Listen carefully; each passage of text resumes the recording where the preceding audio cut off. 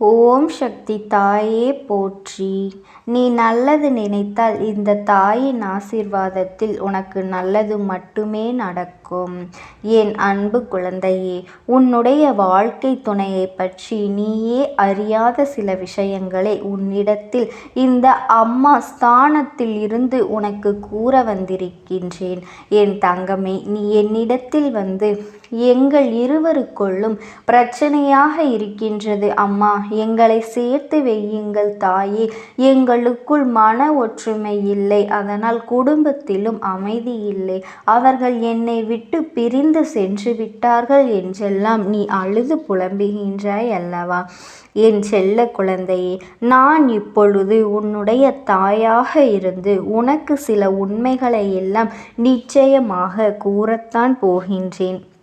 இதையெல்லாம் நீ புரிந்து கொள்ள வேண்டும்.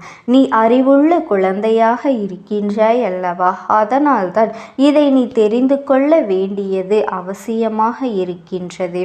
என் செல்ல குழந்தையே, பெண்ணாக இருந்தாலும் சரி, ஆணாக இருந்தாலும் சரி, வாழ்க்கையில் அவர்களுக்கு எது சரியில்லாமல் போனாலும் மனைவியோ தான் புகுந்த வீடோ சரியாக இருந்துவிட்டால் போதும், அவர்களினுடைய வாழ்க்கையானது சொர்க்கமாக மாறிவிடும். என் குழந்தையே, யார் ஒருவருக்கு வாழ்க்கை துணை என்ற ஒன்று இல்லாமல் போய்விட்டால் நிச்சயமாக இறுதி காலத்தில் ஆறுதலுக்கு கூட யாருமே இல்லாமல் போய்விடுவார்கள்.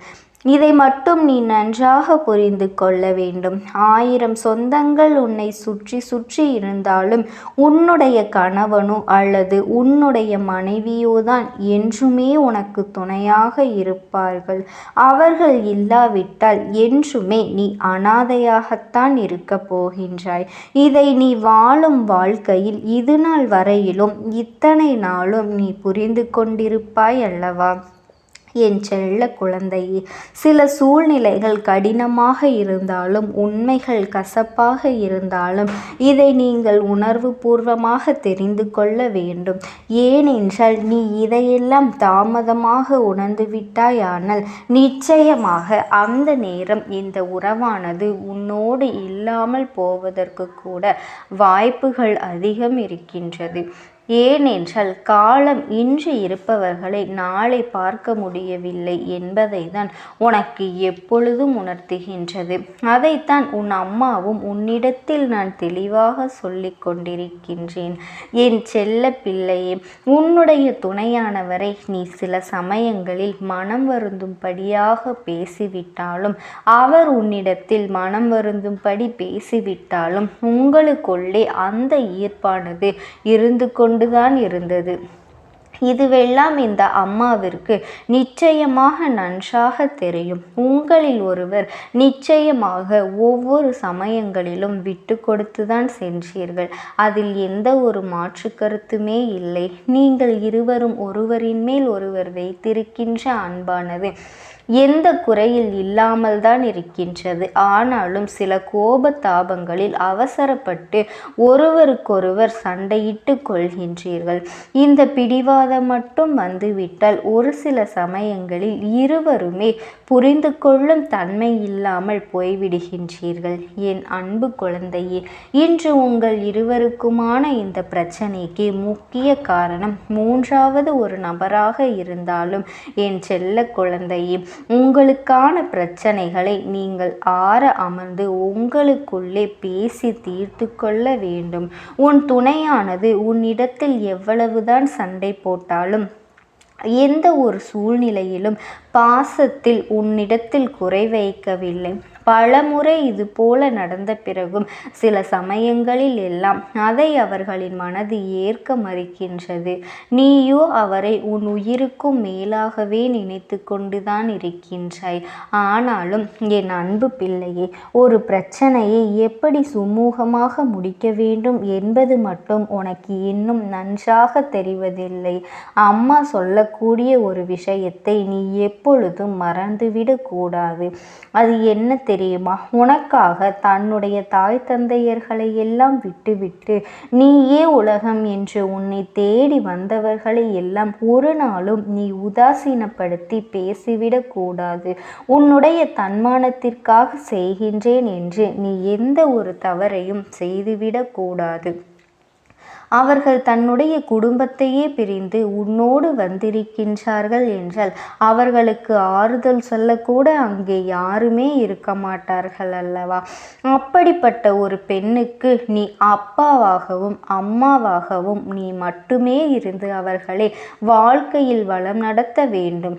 தவறே ஏதாவது செய்திருந்தால் கூட அதை திருத்தி நல்வழிப்படுத்த முயற்சி செய்ய வேண்டுமே தவிர அதை விடுத்து பிரிந்து செல்வதோ பிரிய வேண்டும் என்று நீ கோபப்பட்டு கத்துவதோ உன்னுடைய வாழ்க்கைக்கு நல்லதல்ல. என் தங்கமே, நீ நினைக்கலாம், நாம் சம்பாதிக்கின்றோம், நான் தானே இந்த வீட்டில் சம்பாதித்து அனைவரையும் காப்பாற்றுகின்றேன், நான் தானே நல்லது கெட்டது எல்லாவற்றையும் பார்த்து கொள்கின்றேன் என்று கூட நீ சொல்லலாம். நீ ஆண் என்பதால் சம்பாதித்து காப்பாற்றுவது தானே உன் கடமையாக இருக்கின்றது. அவள் உன்னையும் உன் குடும்பத்தையும் உன் குழந்தைகளையும் பார்ப்பதிலேயே அவர்களினுடைய முழு நாளும் அங்கே கடந்து போகின்றது.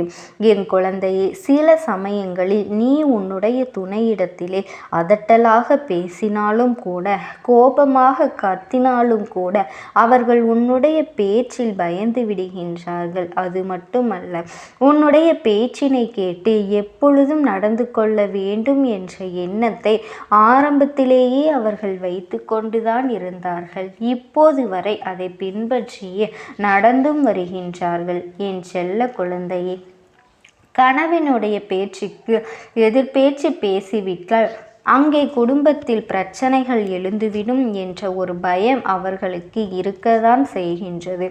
பொதுவாக இங்கு இருக்கக்கூடிய குடும்பங்களில் பிரச்சனைகள் அதிகமாக வருவது எல்லாம் கணவனினுடைய பேச்சுக்கு மனைவி எதிராக பேசி கொண்டிருப்பதாலேயோ அல்லது மனைவியுடைய பேச்சுக்கு கணவன் எதிர்மறையாக பேசி கொண்டிருப்பதனாலேயோ மூன்றாவது ஒரு நபரை தேவையில்லாமல் உன்னுடைய குடும்ப விஷயங்களுக்கு ஆலோசனை வழங்க நீ அழைக்கின்றாய் என்றால் அங்கே உன்னிடத்தில் பிரச்சனைகள் புதிதாக ஆரம்பிக்கின்றது என்பதனை நீ புரிந்து கொள்ள வேண்டும். என் பிள்ளையே, அம்மா சொல்வது பிள்ளைகளின் வாழ்க்கையில் எதிர்மறையாக கூட நடக்கலாம். அவர்களுக்கெல்லாம் இந்த வாக்கு பொருந்தாது. என் செல்லமே, கணவனுக்கும் மனைவிக்கும் இடையே இருக்கும் அன்பானது இருவரும் கட்டிப்பிடிப்பதனாலோ முத்தமிடுவதனாலோ இல்லை.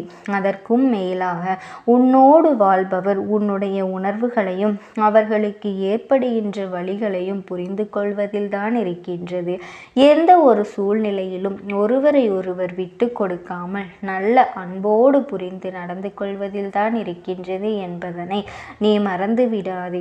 என் குழந்தையே, ஒவ்வொருவரும் அவர்களினுடைய குழந்தைகளுக்கு இதையெல்லாம் சொல்லி கொடுத்துதான் தெரிந்து கொள்ள வேண்டும் என்ற அவசியம் இல்லை. ஏன் தெரியுமா?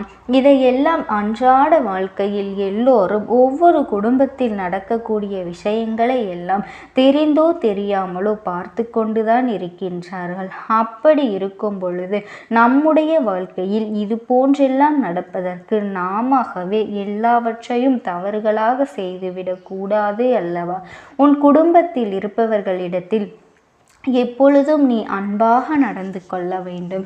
அது மட்டுமல்ல, நீ பெண்ணாக இருந்தால் உன்னுடைய மாமியாரையும் மாமனாரையும் பெற்றோர் போல பார்த்து கொள்ள வேண்டும். அதுவே நீ ஆணாக இருந்தால் உன்னுடைய மனைவியின் பெற்றோரையும் உன்னுடைய தாய் தந்தையை போலதான் பார்த்து கொள்ள வேண்டும். என் தங்கப்பிள்ளையே, இன்று இருக்கக்கூடிய சூழ்நிலையில் ஒவ்வொருவரும் தன்னுடைய பலம் என்ன பலவீனம் என்ன என்பதையெல்லாம் நன்றாக தெரிந்து வைத்திருக்க வேண்டும். ஒரு ஆணுக்கு பலம் என்ன தெரியுமா? அவனுடைய மனைவிதான்.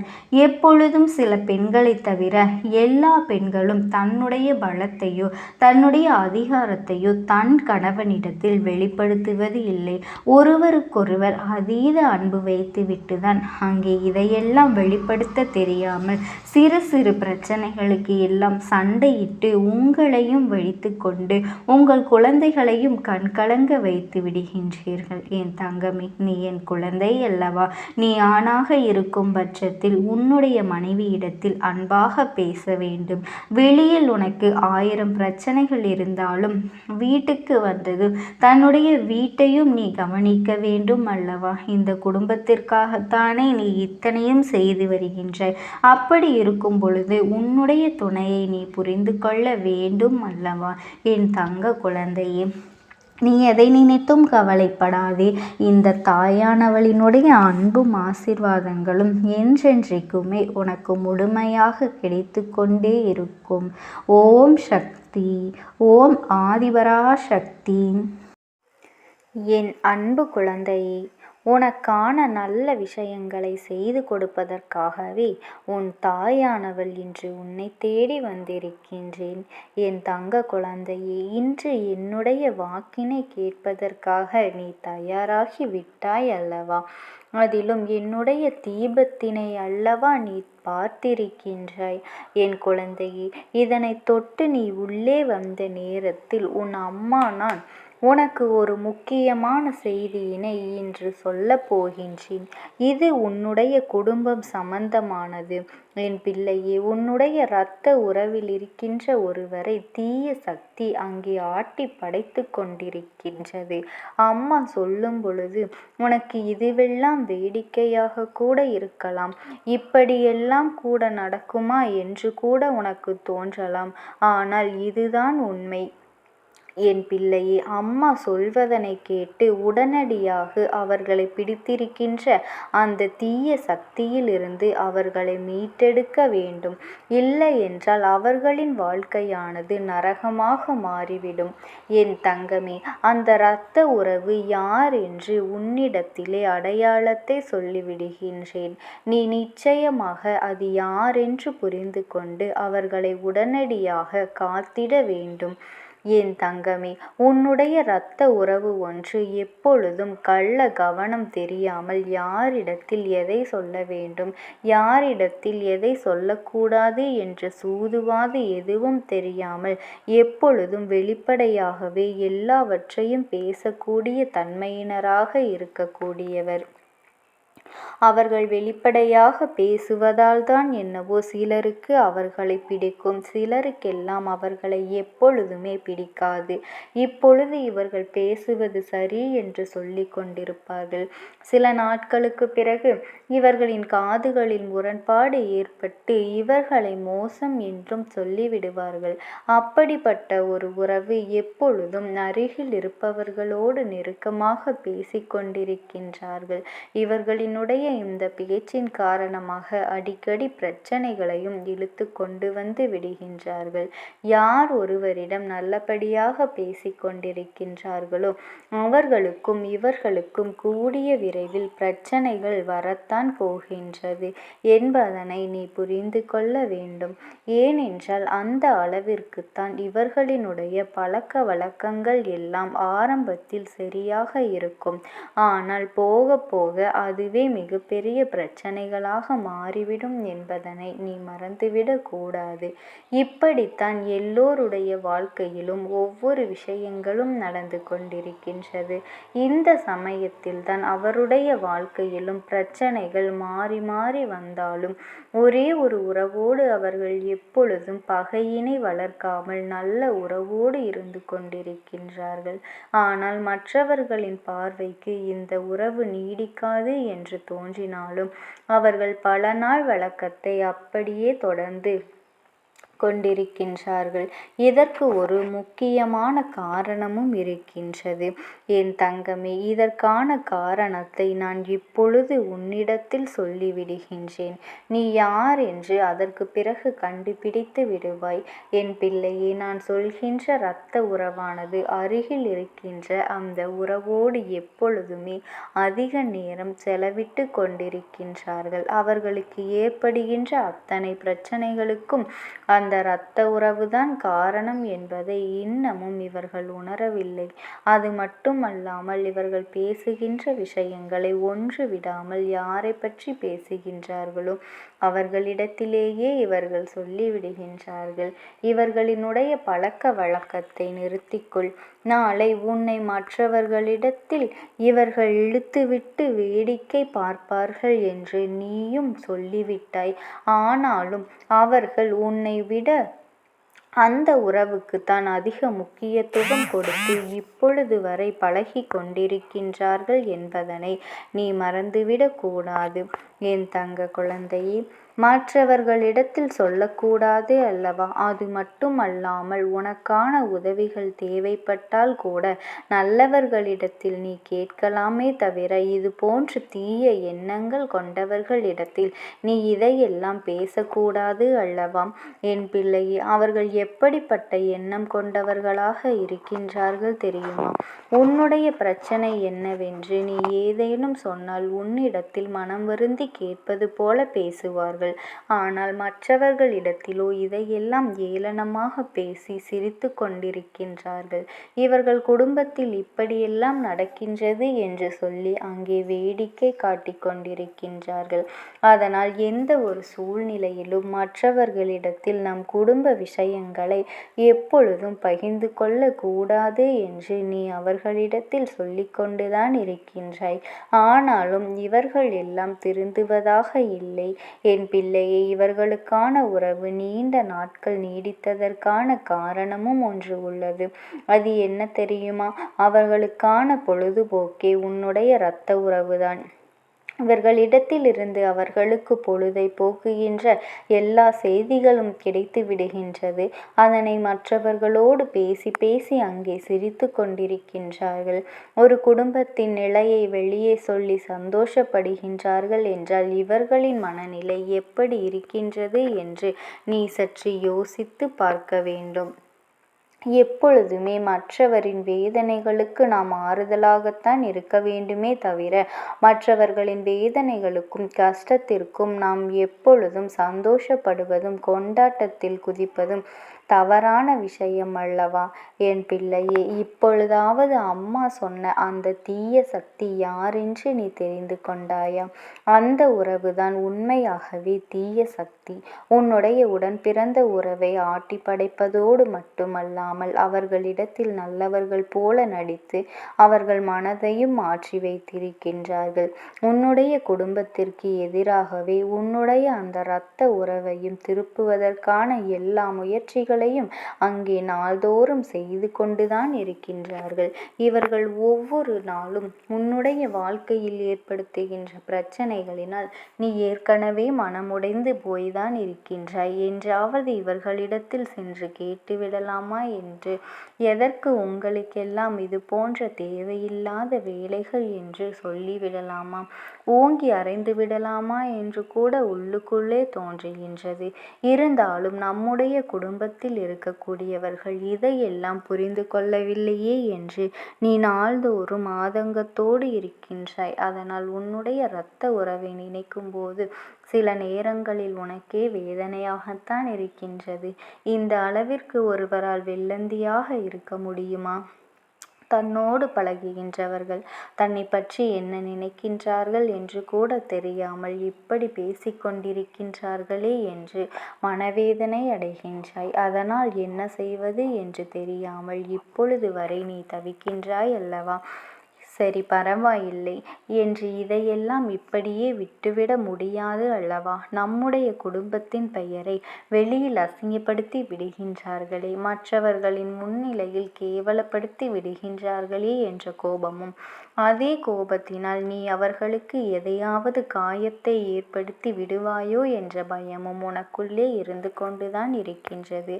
என் தங்கமே, நீ என்னிடத்தில் இந்த விஷயங்களை பற்றியெல்லாம் வேண்டுதலாக சொல்லும் பொழுது நான் உன்னிடத்தில் சொல்ற விஷயங்கள் உனக்கு நினைவிருக்கின்றது அல்லவா? இது போன்ற மனிதர்களினுடைய வேஷங்கள் எல்லாம் நீண்ட நாட்கள் வரை நிலைத்திருக்காது.